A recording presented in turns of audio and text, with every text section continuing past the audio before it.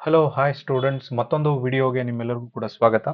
ಇಂದು ಯಾವ ಒಂದು ವಿಷಯದ ವಿಶ್ಲೇಷಣೆಯನ್ನ ನೋಡ್ತಾ ಇದ್ದೇವೆ ಅಂತ ಹೇಳಿದ್ರೆ, ಕುವೆಂಪು, ಈ ನಾಡಿನ ಪ್ರಸಿದ್ಧ ಶ್ರೇಷ್ಠ ಕವಿಯಾಗಿರ್ತಕ್ಕಂತಹ ಲೇಖಕರಾಗಿರ್ತಕ್ಕಂತಹ ಕುವೆಂಪು ಅವರು ಬರೆದಿರ್ತಕ್ಕಂಥ ದೇವರು ರುಜು ಮಾಡಿದನು ಅಂತಕ್ಕಂಥ ಒಂದು ಪ್ರಕೃತಿಯ ಕವಿತೆಯ ವಿಶ್ಲೇಷಣೆಯನ್ನ ನಾವು ನೋಡ್ತಾ ಇದ್ದೇವೆ. ಈ ಪ್ರಕೃತಿ ಕವಿತೆಯನ್ನ ಕುವೆಂಪುರವರು ತಮ್ಮ ಪಕ್ಷಿಕಾಶಿ ಕವನ ಸಂಕಲನದಲ್ಲಿ ಬರೆದಿಟ್ಟಿರ್ತಕ್ಕಂಥದ್ದು. ಆ ಒಂದು ಪದ್ಯವನ್ನ ಇವತ್ತು ನಾವು ವಿಶ್ಲೇಷಣೆಗೆ ತೆಗೆದುಕೊಂಡಿದ್ದೇವೆ. ಇದನ್ನ ಅಥವಾ ಈ ಒಂದು ಕವಿತೆಗಿರ್ತಕ್ಕಂತಹ ಮಹನ್ನತವಾಗಿರ್ತಕ್ಕಂಥ ಹೆಸರು ಏನು ಅಂತ ಹೇಳಿದ್ರೆ, ಇದು ಪ್ರಕೃತಿ ಕವಿತೆಗಳಲ್ಲಿ ಅತ್ಯುತ್ತಮವಾಗಿರ್ತಕ್ಕಂತಹ ಕವಿತೆಗಳಲ್ಲೊಂದು ಅಂತ ಹೇಳಿ ಈ ಒಂದು ಕವಿತೆಯನ್ನು ಕೂಡ ಕರೀತಾರೆ. ಇದ್ರ ಜೊತೆಗೆ ದೇವರು ರುಜು ಮಾಡಿದನು ಅಂತಕ್ಕಂಥ ಒಂದು ಮಾತಿದೆಯಲ್ಲ, ಇದು ಏನನ್ನ ತೋರ್ಸತ್ತೆ ಅಂತ ಹೇಳಿದ್ರೆ, ಈ ಪ್ರಕೃತಿ ಏನಿದೆಯಲ್ಲ, ಈ ಪ್ರಕೃತಿಯ ಸೌಂದರ್ಯ ವೈಭವಕ್ಕೆ ನಾನು ಕೂಡ ಸಾಕ್ಷಿಯಾಗಿದ್ದೇನೆ, ಅಥವಾ ನಾನು ಕೂಡ ಇದನ್ನ ನೋಡ್ತಕ್ಕಂತಹ ರೀತಿಯಲ್ಲಿದ್ದೇನೆ ಅನ್ನೋ ರೀತಿನಲ್ಲಿ ತನ್ನ ಇರುವಿಕೆಯನ್ನ, ಈ ರುಜು ಅಥವಾ ಸಹಿಯನ್ನ ತೋರ್ಸೋದ್ರ ಮೂಲಕವಾಗಿ ದೇವರು ಹೇಳ್ತಾ ಇದ್ದಾನೆ, ನಾನು ಕೂಡ ಈ ಪ್ರಕೃತಿಯ ವೈಭವವನ್ನ ಆಸ್ವಾದಿಸ್ತಿದ್ದೇನೆ, ಅದನ್ನ ನನ್ನ ರುಜುವಿನ ಮೂಲಕವಾಗಿ ಸಾದರ ಪಡಿಸ್ತಾ ಇದ್ದೇನೆ ಅಥವಾ ತೋರಿಸ್ತಾ ಇದ್ದೇನೆ ಅನ್ನೋ ಹಿನ್ನೆಲೆಯಲ್ಲಿ ಈ ಕವಿತೆಯನ್ನ ನಾವು ನೋಡ್ಕೊಳ್ಬಹುದು. ಹಾಗಾದ್ರೆ ಕವಿತೆಯನ್ನ ನೋಡೋಣ. ದೇವರು ರುಜು ಮಾಡಿದನು, ರಸವಶನಾಗುತ್ತ ಕವಿ ಅದ ನೋಡಿದನು.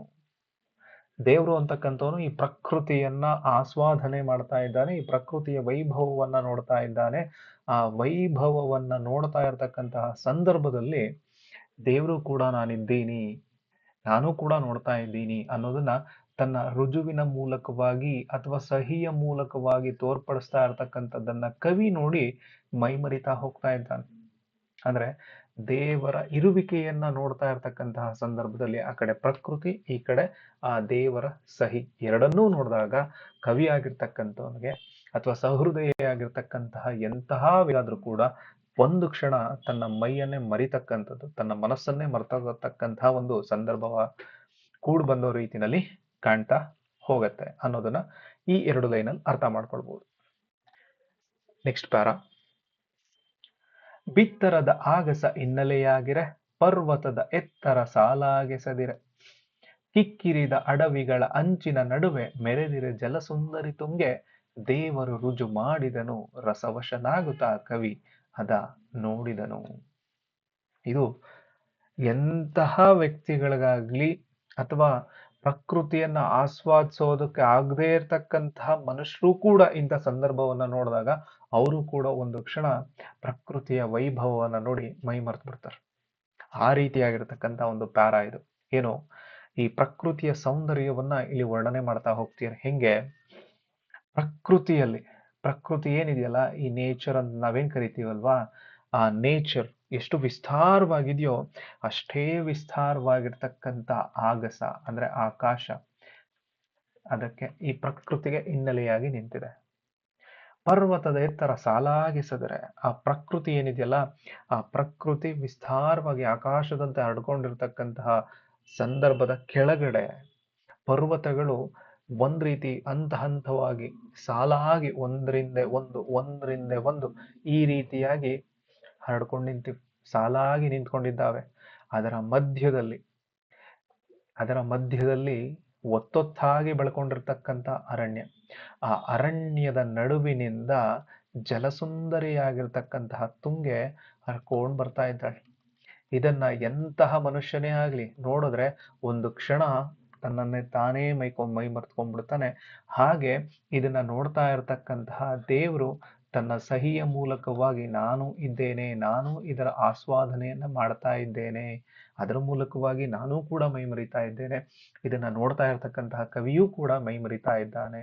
ಹೇಗೆ ವಿಸ್ತಾರವಾಗಿರೋ ಆಕಾಶ, ಅದರ ಕೆಳಗಡೆ ಅಂದ್ರೆ ಸಾಲು ಸಾಲಾಗಿರ್ತಕ್ಕಂತಹ ಬೆಟ್ಟ ಗುಡ್ಡಗಳು, ಆ ಬೆಟ್ಟ ಗುಡ್ಡಗಳು ಕಿಕ್ಕಿರಿದು ಒತ್ತೊತ್ತಾಗಿರ್ತಕ್ಕಂಥ ಅರಣ್ಯಗಳಿಂದ ಕೂಡಿರ್ತಕ್ಕಂತಹ ಸಂದರ್ಭ, ಅದರ ನಡುವಿನಿಂದ ಎಲ್ಲಿಂದಲೋ ಹರಿದು ಬರ್ತಾ ಇರತಕ್ಕಂತಹ ಜಲಸುಂದರಿಯಾಗಿರ್ತಕ್ಕಂತಹ ತುಂಗೆ, ಅದನ್ನ ನೋಡ್ಬಿಟ್ರೆ ಮೈ ಮನ ಎಲ್ಲವೂ ಕೂಡ ಮರ್ತು ಹೋಗ್ತೀವಿ ಅನ್ನೋ ರೀತಿನಲ್ಲಿ ಈ ಒಂದು ಪ್ಯಾರಾವನ್ನ ನೋಡ್ಬೋದು. Next para. ನದಿ ಹರಿದಿತ್ತು, ಬನ ನಿಂತಿತ್ತು, ಬಾನ್ನೀಲಿಯ ನಗೆ ಬೀರಿತ್ತು. ನಿರ್ಜನ ದೇಶದ ನೀರವ ಕಾಲಕ್ಕೆ ಕಗರವ ಪುಲಕಂ ತೋರಿತ್ತು. ಎಷ್ಟು ತುಂಬಾ ಚೆನ್ನಾಗಿರ್ತಕ್ಕಂಥದ್ದು. ಅದೇ ಆಕಾಶ ವಿಸ್ತಾರವಾಗಿ, ಬಾನು ಅಂತಕ್ಕಂಥದ್ದು ನೀಲಿ ಆಕಾರದಲ್ಲಿ ಏನಾಗಿದೆ, ವಿಸ್ತಾರವಾಗಿ ಹರಡ್ಕೊಂಡಿದೆ. ಅದು ಒಂದು ರೀತಿ ನಗು ರೀತಿಯಲ್ಲಿ ಕಾಣ್ತಾ ಹೋಗ್ತಾ ಇದೆ. ಅದರ ಅಡಿಯಲ್ಲಿ ನದಿ ಅಂತಕ್ಕಂಥದ್ದು ಹರಿತಾ ಇದೆ. ಅದರ ಆ ನದಿಯ ಸುತ್ತಮುತ್ತ ಇಕ್ಕೆಲಗಳಲ್ಲೆಲ್ಲವೂ ಕೂಡ ಕಾಡು ಅಂತಕ್ಕಂಥದ್ದು ಬೆಳ್ಕೊಂಡು ನಿಂತಿದೆ. ಅಲ್ಲಿ ಬರ್ತಾ ಇರತಕ್ಕಂತಹ ಸದ್ಯಾವುದು ಅಂತ ಹೇಳಿದ್ರೆ ನದಿಯ ನೀರಿನ ಜುಳು ಜುಳು ಶಬ್ದ. ಅಲ್ಲಿ ಎಂತಹ ನಿರ್ಜನ ಪ್ರದೇಶ ಅಂದ್ರೆ ಯಾರು ಹೋಗದೇ ಇರತಕ್ಕಂತಹ ಒಂದು ಪ್ರದೇಶದ ಒಳಗಡೆ ಎಲ್ಲಿಂದಲೋ ಬರ್ತಾ ಇರತಕ್ಕಂತಹ ಪಕ್ಷಿಗಳು, ಕಗರವ ಪಕ್ಷಿಗಳ ಶಬ್ದ ಏನಾಗ್ತಾ ಇದೆ, ಮೈಗೆ ಪುಲಕವನ್ನ ಕೊಡ್ತಾ ಇದೆ.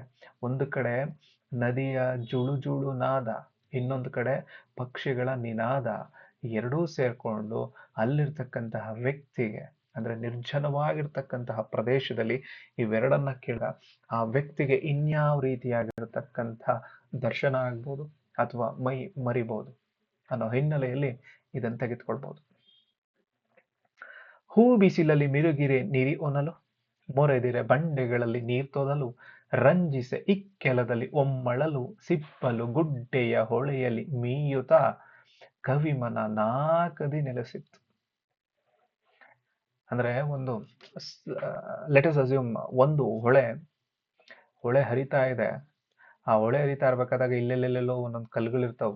ಆ ಕಲ್ಲುಗಳ ಮೇಲೆ ನೀರ್ ಹರಿತಾ ಇರ್ಬೇಕಾದಾಗ ಸೌಂಡ್ ಎಷ್ಟು ಚೆನ್ನಾಗಿ ಬರ್ತಾ ಇರತ್ತಲ್ವಾ, ಅದನ್ನ ಹೇಳಕ್ ಹೊರಟಿಯರ್.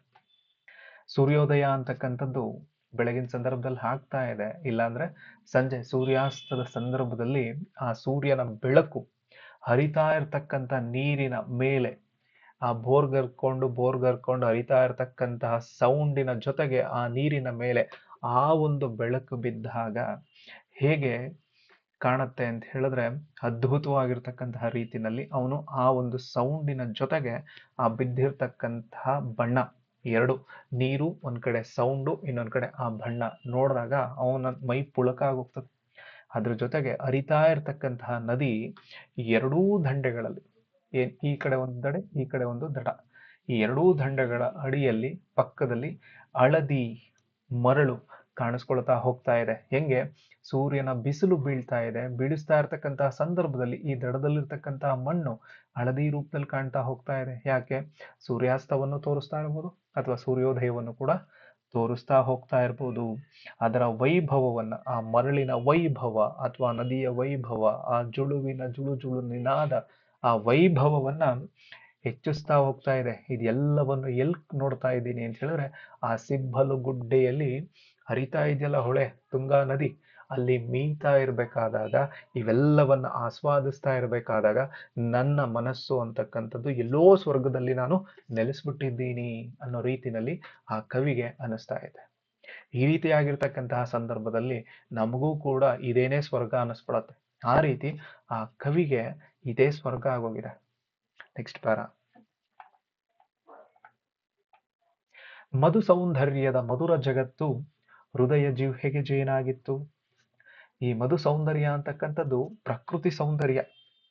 ಆ ಪ್ರಕೃತಿ ಸೌಂದರ್ಯ ಅಂತಕ್ಕಂಥದ್ದು ಕವಿಯ ಮನಸ್ಸಿಗೆ ಆನಂದವನ್ನ ಉಂಟು ಮಾಡೋದ್ರೊಂದಿಗೆ ಆ ಕವಿಯ ಮನಸ್ಸಿನ ಹೃದಯ ಒಳಗಡೆ ಇದೆಯಲ್ಲ, ಆ ಒಳಗಡೆ ಇರ್ತಕ್ಕಂಥ ಹೃದಯದ ನಾಲಿಗೆಗೆ ಸಂತೋಷವನ್ನ ನೀಡ್ತಾ ಇದೆ. ಅಂದ್ರೆ ಅತಿಯಾಗಿರ್ತಕ್ಕಂತಹ ಸಂತೋಷವನ್ನ ಅವರ ಆತ್ಮಕ್ಕೆ ನೀಡ್ತಾ ಹೋಗ್ತಾ ಇದೆ ಅನ್ನೋದನ್ನ ಇಲ್ಲಿ ನೋಡ್ಬೋದು. Next para. ದೃಶ್ಯ ದಿಗಂತದಿ ಒಮ್ಮೆಯೇ ಒಮ್ಮಿ ಗಿರಿವನ ಪಟದ ಆಕಾಶದಲ್ಲಿ ತೇಲುತ್ತ ಬರಲ್ಕೆ ಬಲಾಕ ಪಂಕ್ತಿ ಲೇಖನ ರೇಖಾನ್ಯಾಸದಲ್ಲಿ ಅವಾಗ್ಮಯ ಚಂದಪ್ರಾಸದಲ್ಲಿ. ದೃಶ್ಯ ದಿಗಂತದಿ ಒಮ್ಮೆಯೇ ಒಮ್ಮಿ ಅಂದ್ರೆ ಆಕಾಶ ಮತ್ತೆ ಪ್ರಕೃತಿ ಎರಡೂ ಸಂಧಿಸ್ತಕ್ಕಂತಹ ಸ್ಥಳ, ಆ ಕಾಣಿಸ್ತಂತಿರತಕ್ಕಂತಹ ಸಂದರ್ಭದಲ್ಲಿ ಇವೆರಡು, ಆಕಾಶ ಪ್ಲಸ್ ಪ್ರಕೃತಿ, ಇವೆರಡು ಒಂದು ಕಡೆ ಸೇರ್ತಾ ಇದ್ದಾವೇನೋ ಅಂತಕ್ಕಂತಹ ಸಂದರ್ಭ, ಒಂದು ಸ್ಥಳ. ಆ ಸ್ಥಳದಲ್ಲಿ ಬೆಳ್ಳಕ್ಕಿಯ ಹಿಂಡುಗಳು, ಅಥವಾ ನಾವು ಕೊಕ್ರೆ ಅಂತ ಹೇಳಿ ಕರಿತೀವಲ್ವಾ, ಅವನ್ನೇ ಅನ್ಕೋಣ, ಬೆಳ್ಳಕ್ಕಿಯ ಹಿಂಡುಗಳು ಒಂದ್ ಕಡೆಯಿಂದ ಒಂದ್ ಕಡೆಗೆ ಸಾಲಾಗಿ ಬರ್ತಾ ಇದ್ದಾವೆ. ಆ ಸಾಲಾಗಿ ಬರ್ತಾ ಇರ್ತಕ್ಕಂಥದ್ದು ಅವ್ರ ಕಣ್ಣಿಗೆ ಹೆಂಗ್ ಕಾಣ್ತಾ ಇದ್ದಾವೆ ಅಂತ ಹೇಳಿದ್ರೆ, ನಾವೇನೋ ಬರವಣಿಗೆನ ಹಿಂಗ್ ಮಾಡ್ಬಿಟ್ಟಿದ್ದೀವೋ ಅನ್ನೋ ರೀತಿನಲ್ಲಿ ಆ ವಿನ್ಯಾಸ ರೂಪದಲ್ಲಿ ಅದು ಕಾಣ್ತಾ ಹೋಗ್ತಾ ಇದೆ. ಆ ಅದು ಈ ತರ ಕಾಣ್ತಾ ಇರೋದ್ರ ಜೊತೆಗೆ ಅವು ನಡುವೆ ಯಾವುದೋ ರೂಪದಲ್ಲಿರ್ತಕ್ಕಂತಹ ಛಂದೋ ನಿಯಮಗಳನ್ನ ನಾವು ಬಳಸ್ಕೊಂಡಿದ್ದಾವೋ ಇಲ್ವೋ ಗೊತ್ತಿಲ್ಲ. ಆದ್ರೆ ಅದೇ ಛಂದಸ್ಸಿನ ಮಾದರಿಯಲ್ಲಿ ಅಂದ್ರೆ ಒಂದು ಕವಿತೆಯನ್ನ ಹೇಗ್ ಬರಿಬೇಕು ಅಂತ ಹೇಳ್ಕೊಡ್ತಕ್ಕಂಥದ್ದು ಛಂದಸ್ಸು. ಹಾಗೆ ಆ ಪಕ್ಷಿಗಳಿಗೂ ಕೂಡ ನೀನ್ ಹೀಗೆ ಹೋಗಬೇಕು ಅಂತ ಯಾರು ಕೂಡ ಅಲ್ಲಿ ಹೇಳ್ಕೊಟ್ಟಿಲ್ಲ. ಸೊ ಆದ್ರಿಂದ ಅವೇ ತಮ್ಮನ್ನ ತಾವು ಒಂದು ಸಾಲಲ್ಲಿ ನಾವು ಹೀಗೆ ಹೋಗಬೇಕು ಅಂತ ಹೇಳಿ ಅನ್ಕೊಂಡು ಹೋಗ್ತಾ ಇದ್ದಾವೆ. ಅದನ್ನೇ ಅವಾಗ್ಭಯ ಛಂದಪ್ರಾಸದಲ್ಲಿ ಅವ್ ಅನ್ಕೊಂಡಿಲ್ಲ, ಅಥವಾ ಛಂದಸ್ಸಿನ ರೂಪದಲ್ಲಿ ನಾವು ಹೋಗಬೇಕು ಅಂತ ಹೇಳಿ ಅನ್ಕೊಂಡಿಲ್ಲ. ಆದ್ರೂ ಕೂಡ ಅವೆಲ್ಲವೂ ಕೂಡ ಒಂದಕ್ಕೆ ಒಂದು ಸೇರ್ಕೊಂಡು ಒಂದು ಬರವಣಿಗೆಯ ರೂಪದಲ್ಲಿ ಅವು ಹೋಗ್ತಾ ಇದ್ದಾವೆ. ಸೃಷ್ಟಿಯ ರಚನೆಯ ಕುಶಲಕ್ಕೆ ಚಂದಕ್ಕೆ ಜಗದಚ್ಚರಿಯಂದದ ಒಪ್ಪಂದಕ್ಕೆ. ಇದೆಲ್ಲವನ್ನ ನೋಡ್ತಾ ಇದ್ರೆ ಈ ಸೃಷ್ಟಿಯಲ್ಲಿರ್ತಕ್ಕಂತಹ ಕೌಶಲ್ಯ, ಆ ಕೌಶಲ್ಯದಲ್ಲಿ ಎಲ್ಲವನ್ನ ನೋಡಿದಾಗ ಈ ಜಗತ್ತು ಎಷ್ಟು ಸುಂದರವಾಗಿದೆ. ಅದರಲ್ಲೂ ಈ ಜಗತ್ತಿನ ಅಚ್ಚರಿಯನ್ನ ನೋಡ್ತಾ ಇರ್ತಕ್ಕಂತಹ ಸಂದರ್ಭದಲ್ಲಿ ನಾವು ಹೆಂಗಿರ್ಬೋದು. ಚಿರಚೇತನ ತಾನಿಹನೆಂಬಂದದಿ ಬೆಳ್ಳಕ್ಕಿಯ ಹಂತಿಯ ಆನೆವದಿ. ಈ ಪ್ರಕೃತಿಯಲ್ಲಿ ಏನು ಚಿರಚೇತನ ಅಂತಕ್ಕನ್ನೋ ರೀತಿನಲ್ಲಿ ಬೆಳ್ಳಕ್ಕಿಯ ಹಿಂಡು ಸಾಲು ಸಾಲಾಗಿ ಹೋಗ್ತಾ ಇರ್ತಕ್ಕಂತಹ ಸಂದರ್ಭದಲ್ಲಿ ಅವನ್ನೇ ನೆಪವಾಗಿಟ್ಕೊಂಡು ನಾನೂ ಕೂಡ ಇಲ್ಲಿದ್ದೇನೆ, ಅದನ್ನೇ ಕಾರಣವಾಗಿಟ್ಕೊಂಡು ನಾನೂ ಕೂಡ ಇಲ್ಲಿದ್ದೇನೆ, ಆ ಸಾಲಿನ ಮೂಲಕವಾಗಿ ನಾನು ಕೂಡ ಇಲ್ಲಿ ಇದ್ದೇನೆ ಅಂತ ಅನ್ನೋದನ್ನ ತನ್ನ ಸಹಿಯ ಮೂಲಕವಾಗಿ ದೇವರು ತನ್ನ ಇರುವಿಕೆಯನ್ನ ತೋರ್ಪಡಿಸ್ತಾ ಹೋಗ್ತೀನಿ. ಆ ತೋರ್ಪಡಿಸ್ತಾ ಇರ್ತಕ್ಕಂತಹ ಸಂದರ್ಭದಲ್ಲಿ ಅದೆಲ್ಲವನ್ನ ನೋಡಿರ್ತಕ್ಕಂತಹ ಕವಿ ಮೈ ಮರೆತು ಹೋಗ್ತಾ ಇದ್ದಾನೆ. ಅಂದ್ರೆ ಇಡೀ ಪದ್ಯ ಒಂದು ಪ್ರಕೃತಿಯ ಒಳಗಡೆ ನಡೀತಾ ಇರತಕ್ಕಂತಹ ಒಂದು ಸಣ್ಣ ವಿಷಯ, ಸಣ್ಣ ಒಂದು ಅಂಶ, ಅದು ಯಾವ ಮಟ್ಟಕ್ಕೆ ಅಂದ್ರೆ ಒಂದು ಸ್ವರ್ಗವನ್ನೇ ನಮ್ಮ ಮುಂದೆ ತಂದು ನಿಲ್ಲಿಸ್ಬಿಡುತ್ತೇನೋ ಅನ್ನೋ ಮಟ್ಟಕ್ಕೆ ಕವಿತೆ ನಮ್ಮನ್ನ ಕಾಣೋ ರೀತಿನಲ್ಲಿ ಮಾಡ್ತಾ ಹೋಗ್ತಾ ಇದೆ. ಅಂದ್ರೆ ಕವಿತೆಯ ಶಕ್ತಿ ಏನು ಅಂತ ಹೇಳಿದ್ರೆ, ಇರೋದನ್ನ ಇಲ್ಲದೆ ಇರೋದಾಗಿ, ಇಲ್ಲದೆ ಇರೋದನ್ನ ಇರೋ ರೀತಿನಲ್ಲೂ ತೋರ್ಸತ್ತೆ. ಅಂದ್ರೆ ತುಂಬಾ ವೈಭವೀಕರಿಸಿ ತೋರ್ಸಕ್ಕಾಗತ್ತೆ, ತುಂಬಾ ರಿಯಾಲಿಟಿಯಲ್ಲೂ ಕೂಡ ತೋರ್ಸಕ್ ಹೋಗುತ್ತೆ. ಅಂದ್ರೆ ಒಂದು ಚಿಕ್ಕ ವಿಚಾರವನ್ನ ಸ್ವರ್ಗದ ರೀತಿಯಲ್ಲೂ ಕೂಡ ಇದೆ, ನಾವು ಆಸ್ವಾದನೆ ಅಥವಾ ನಮ್ಮ ಕಣ್ಣಿನ ನೋಟ, ಮನಸ್ಸಿನ ತೃಪ್ತಿ ಪಡ್ಕೊಳ್ಳೋದಕ್ಕೆ ಸಾಧ್ಯತೆ ಇದೆ ಅನ್ನೋದನ್ನ ಈ ಒಂದು ಕವನದ ಮೂಲಕವಾಗಿ ನಾವು ಅರ್ಥ ಮಾಡ್ಕೊಳ್ಳೋದಕ್ಕೆ ಸಾಧ್ಯತೆ ಇದೆ. Thank you.